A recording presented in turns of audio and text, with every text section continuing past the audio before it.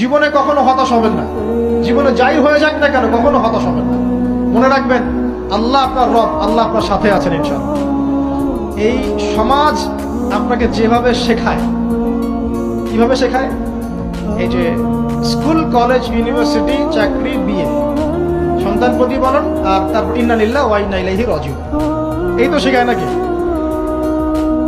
সবসময় মনে রাখবেন যে আল্লাহ রাব্বুল আলামিনের পরিকল্পনাই আপনার উপরে সবচেয়ে বেশি অগ্রাধিকার যোগ্য, সমাজের পরিকল্পনা নয়।